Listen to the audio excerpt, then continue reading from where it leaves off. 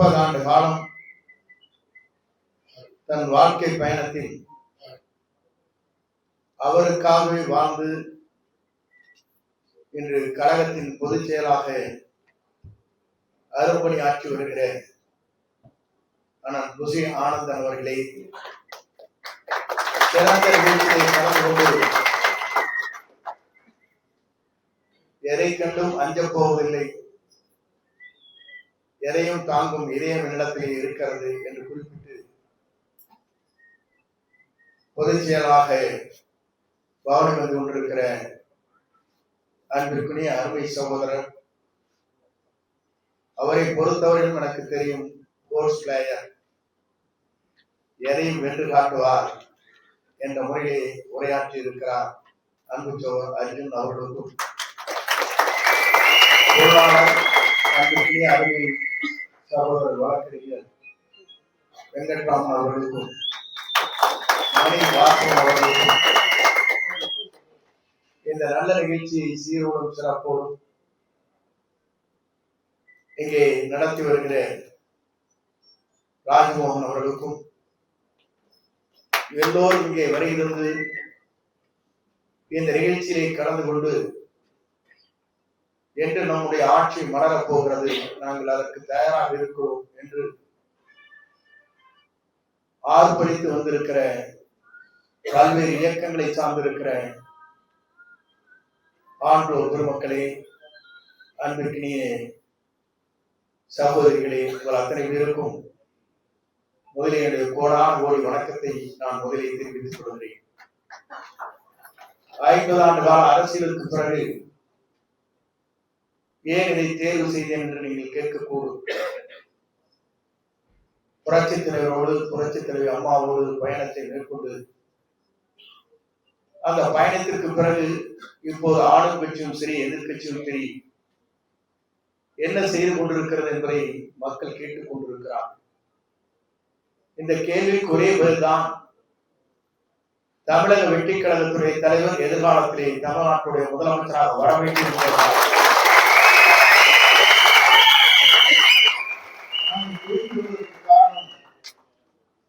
இங்கே இஸ்லாமிய பெருமக்கள் இங்கே இருக்கிறார்.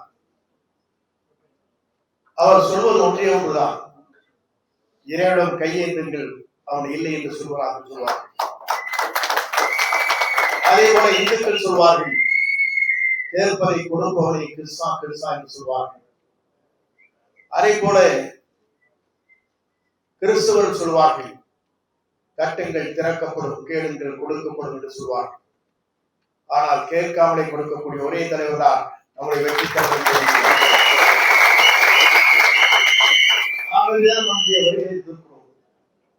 எல்லா தலைவரும் நாம் பார்த்துவிட்டு வந்திருக்கிறோம். இங்கே அர்ஜுன் அவர் சொன்னார், அண்ணன் புசி ஆனந்தனை பற்றி சொன்னார். அவர் வீட்டிலே ரயில் நடந்தால் பணம் கொண்டு போய் வைக்கலாமே தவிர அங்க இருக்கிற குங்குமப்பட்டியை தான் கையில் எடுத்து வர முடியும் என்று இங்கே சொன்னார். இங்க இருக்கின்ற அத்தனை பேருடைய நிலை அதுதான். எல்லோரும் மிரட்டி பார்த்தார்கள் அர்ஜுனனை. அர்ஜுனனை பற்றி உங்களுக்கு தெரியும், அவருடைய யோகம் என்பது வில்வத்தையிலே எவராலும் வெல்ல முடியாது என்பதுதான் மகாபாரத்தின் கதை. அதே போலதான் அவருடைய கதை இன்றைக்கு இருந்து கொண்டிருக்கிறார். ஆகவே அதற்கெல்லாம் அஞ்சக்கூடியவர் இங்கே இல்லை. எதையும் துணிந்து நின்று இந்த பணிகளை ஆற்றுவதற்கு தயாராக இருக்கின்றவர் தான் இந்த மேடையிலே அமர்ந்து கொண்டிருப்போர். மற்றும் அப்படித்தான் இருக்கிறார். நம்மை பொறுத்தவரை ஒன்றே ஒன்று தெரிந்து கொள்ள வேண்டும், ஏன் இந்த இயக்கத்தில் எல்லோரும் இன்றைக்கு குரல் கொடுத்துக் கொண்டிருக்கிறார் என்பதை காணுகிற போது, நான் பல இடங்களுக்கு செல்கிறேன். பல இடங்களுக்கு சென்று திரும்பி வருகிற போதெல்லாம் பார்த்தேன், படித்தவர்கள், கல்வியாளர்கள், மாற்றுக் கட்சியை சார்ந்தவர்கள். இன்று இங்கே குறிப்பிட்டார்களே, திராவிட முன்னேற்ற கழகம் எங்கே இருக்கிறது சொன்னா அதிமுகவுடைய பொறுப்பாளர் தான். இங்க இருக்கிற வேலு அதிமுக, KKSR அதிமுக, முத்துசாமி அதிமுக, ரகுபதி அதிமுக.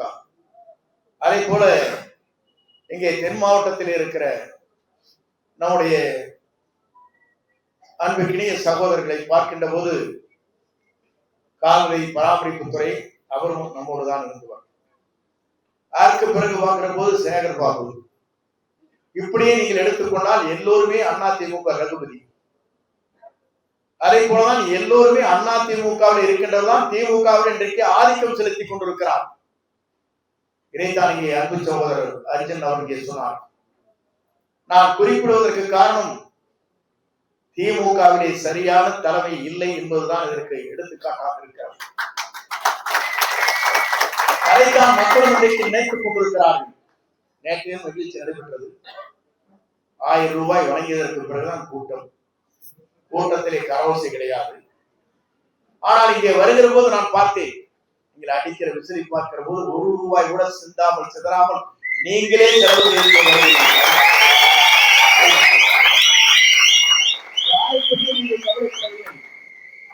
நீங்களே செலவு செய்து நீங்களே இங்கே வருகிறீர்கள். 1000 கொடுத்து பிரியாணி கொடுத்து அதற்கு பிறகு தூங்கிக் கொண்டிருக்கிற கூட்டத்தை நேற்று பார்த்தேன்.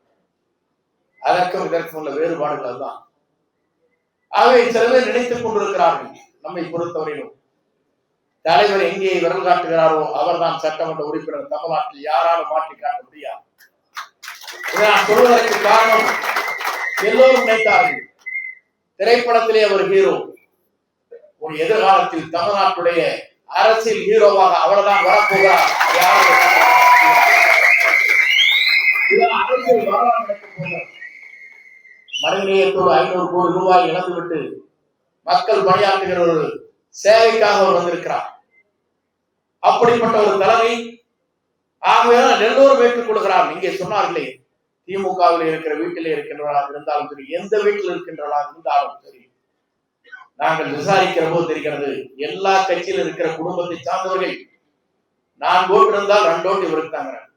அப்புறம் எங்க போய் ஜெயிக்கிறது? அது 3ஆக பிரிய போகிறது. 3ஆக பிரிந்தால் என்ன ஆகும்? சில பேர் டெபாசிட்டை இழப்பார்கள், சில பேர் தேர்தலில் இருப்பதற்கே தயக்கம் காட்டுவார்கள், சில பேர் பணத்தை எடுப்பதற்கு தயக்கம் காட்டுவார்கள். நாம் பணம் இல்லாமலே வெற்றி பெறக்கூடிய ஒரு இயக்கம் தான் நம்முடைய தளபதி இயக்கம். வெற்றியை எந்த சக்தியாலும் தடுத்து நிறுத்த இயலாது. நம்முடைய வலிமையை எந்த சக்தியாலும் நிறுத்த முடியாது. எங்கே சென்று கேட்டாலும் அவருக்கு தான் ஓட்டு. அதைவிட நான் பல இடங்களில் பேசினேன். துபாயில் இருக்கின்ற ஒரு இடத்துல பேசினேன். அவர் சொன்னார்கள், பல நாடுகளில் இருந்து எப்போது தேர்தல் வரப்போகிறது, இதுவரையும் நான் காணாத ஒரு காட்சி காணப்போகிறோம். 3 லட்சம் பேர் வெளிநாட்டில இருந்து இவருக்கு வாக்களிப்பதற்காக எந்த தேதியை தேடி கொண்டிருக்கிறார். அப்படி எல்லாம் வெளிநாட்டில இருந்து ஏறத்தாழ ஒரு 50,000 1 லட்சம் செலவு செய்துவிட்டு ஒரு வாக்களிப்பதற்காக இங்கே வருகிறார் என்று சொன்னால், இந்த தலைவரை மிஞ்சுவதற்கு இனி இந்தியாவிலே எவருமே சொன்னால்,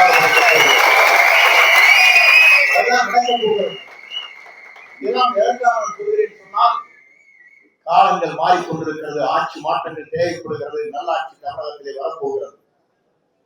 தூய்மையான ஆட்சி தமிழகத்திலே உருவாக்குவதற்காகத்தான் துடித்தெழுந்து நின்றிருக்கிறார்.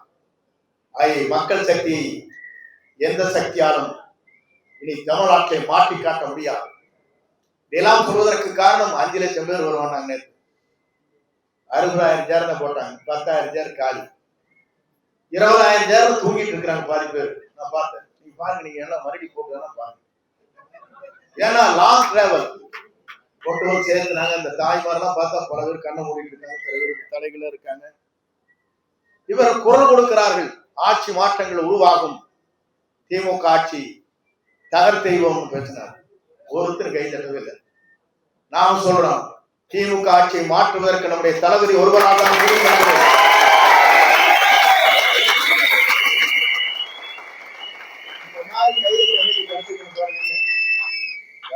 பேசினாங்க, போயிட்டாங்க, முடிஞ்சு போச்சு. அதோட நேரத்தோட முடிஞ்சு.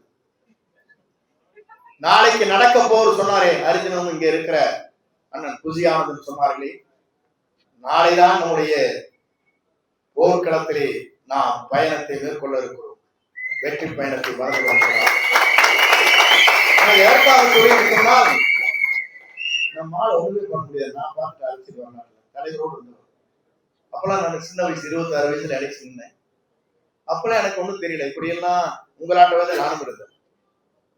இப்போது அரசியல் பக்குவம் பெற்றதற்கு பிறகு, இவரோடு இணைந்ததற்கு பிறகுதான் நம்முடைய இளைஞர்களை பார்க்கிறேன். நான் ஏதாச்சும் நிகழ்ச்சிக்கு போனா நானும் புசியான்னு போனோம். 2-3 நிகழ்ச்சி ரோட்டுக்காங்க போட்டு காலை முதிச்சு கையை முதிச்சு இந்தரை குதிச்சு அந்தரை குதிச்சு செருப்பு எடுத்து தள்ளி சாமி ஆளுட்டா போதா பாக்குற மாதிரி இதெல்லாம் அந்த கட்சியில் நடக்காது பாருங்க. அவ அங்க நின்று படம் எடுப்பு இப்படி பார்த்து கிட்ட வாங்க பாரு இவங்க கிட்டையே வரமாட்டான். ஏன்னா கிட்ட வந்தா நாளைக்கு ஒட்டிடுவோம், ஆகவே வெளியே தெரியக்கூடாதுன்னு நினைக்கிறோம். இங்க என்ன நம்ம முதிச்சு இந்த எந்திரிச்சு குட்டிக்கிறாங்க, பெண்கள் இந்த பையங்களை தள்ளிட்டு வந்து போட்டோ எடுக்கிறாங்க. இதெல்லாம் அதிசயம், எங்கேயுமே நடைபெறாத ஒன்று. இவங்க இழுத்து பிடிச்சி போட்டோ எடுக்க வேண்டி இருக்குது. நாம விட்டுட்டு போனா போதும். ஆகவே நீங்க எல்லாம் வந்து இருக்கிறீர்கள், எல்லோருக்கும் எல்லா பதவியும் கிடைக்கும். ஆட்சி மாற்றங்கள் ஏற்படுகிற போது 2 லட்சம் பேர் பதவியில் நீங்கள் கவனை வர போகிறீர்கள். ஆட்சி மாற்றம் 2 லட்சம் பேர் வரலாம். நாம் யாரை விரதாக்குகிறோம் அவர்தான் இந்த 2 லட்சம் பேருமே தமிழ்நாட்டில் உருவாக முடியும். கவலைப்பட தேவையில்லை. இதனுடைய அரசியல் வரலாற்று சொல்கிறேன். எல்லோருக்கும் எல்லாம் கிடைக்கும், எல்லோரும் எல்லாம் பெற வேண்டும், எல்லோரும் பொருளாதாரத்தில் உயர வேண்டும், சமநிலை தமிழ்நாட்டில் உருவாக்கப்பட வேண்டும், ஜாதி மத பேரமற்ற சமுதாயத்தை தமிழகத்தில் உருவாக்கப்பட வேண்டும். தமிழ்நாட்டில் இருக்கிற நிலைதான் இந்திய மண்ணை இனி பின்பற்ற போகிறது என்ற வரலாறு தமிழ்நாட்டில் உருவாக்க இவர் நினைத்தால் இவருக்கு பின்னாலே தென் மாநிலங்கள் அனைத்தும் இருக்கிறது. நம் தமிழ்நாடு மட்டுமல்ல, மறந்து விடாதீர்கள். அப்படிப்பட்ட தலைவருக்கு பின்னாலே நாம் பவனி வருகிறோம். பவனி வருவது மட்டுமல்ல, வெற்றியை தர இருக்கிறோம். வெற்றியை தருவது மட்டுமல்ல, தமிழகத்தை வாழ போகிற வைக்கிற தலைவர்களுக்கு பின்னாலே நாம் நிற்க போகிறோம். ஆகவே நீங்கள் கவலைப்பட தேவையில்லை. பல பேர் இப்போது விசிலடித்துக் கொண்டிருக்கிறீர்கள். விசில் சின்னத்தை பார்ப்பதற்கு பிறகு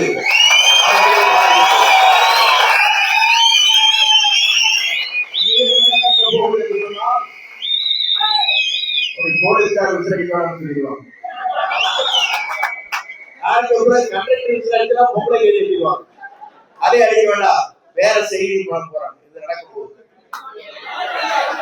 ஆகவே விசில் என்பது எவ்வளவு முக்கியமானது என்பதை இறைவன் நம்முடைய தலைவருக்கு கொடுத்திருக்கிறார். கவலைப்பட தேவையில்லை.